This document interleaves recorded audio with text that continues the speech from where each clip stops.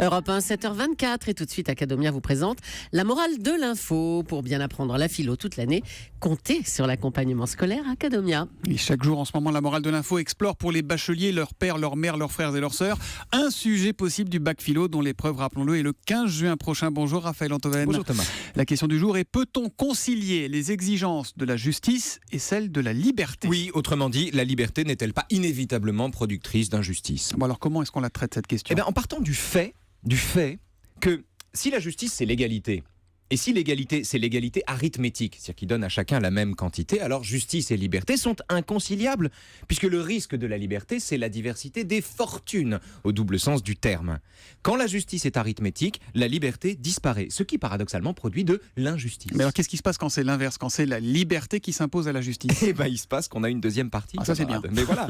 Et que si c'est la liberté qui l'emporte sur la justice et lui dicte ses règles, pour le coup, alors la justice ne disparaît pas, mais elle change de forme, elle mute, elle s'assouplit, elle s'adapte, elle devient, dit Aristote, géométrique. C'est-à-dire? Eh bien, c'est-à-dire que quand la liberté la précède, la justice ne dit plus à chacun la même quantité, mais à chacun selon son mérite.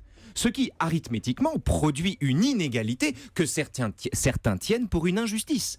Et, comme dit Aristote encore, aux personnes inégales, des parts inégales. En fait, on ne peut jamais penser séparément la justice et la liberté. Ben non, jamais, jamais. Et en même temps, on les pense toujours sur un mode conflictuel. Justice et liberté sont un peu comme des sœurs siamoises qui se feraient la gueule, ce qui est ingérable. C'est compliqué. Oui. Bon, et donc, on en revient au sujet lui-même, Raphaël. Peut-on concilier les exigences de la justice et celles de la liberté? C'était vraiment, j'aime que vous prononciez cette phrase si difficile à dire, concilier les exigences de la justice. Des années d'orthophonie. À cette question, mon Thomas, la réponse est négative tant qu'on se représente les choses sous la forme fixe d'une équation. Justice égale liberté ou non égale liberté. Mais il en va différemment quand on injecte du mouvement, c'est ça que je veux dire. Comment ça, du mouvement?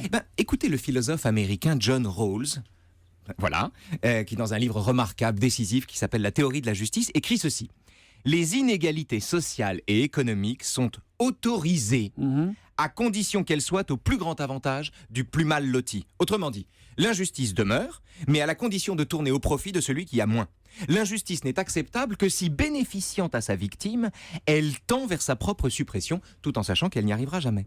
Et ce faisant, la justice est conciliable avec la liberté, mais surtout, elle la préserve d'elle-même, parce que l'horizon qu'elle lui propose est aussi une limite. Et alors la morale de l'info? La morale de l'info, c'est que la justice, c'est l'idéal de la liberté. La justice, c'est l'idéal de la liberté. Vous concluez votre copie par ça. C'est une bonne note assurée le jour du bac philo. Vous avez une précision à apporter sur Donald Duck?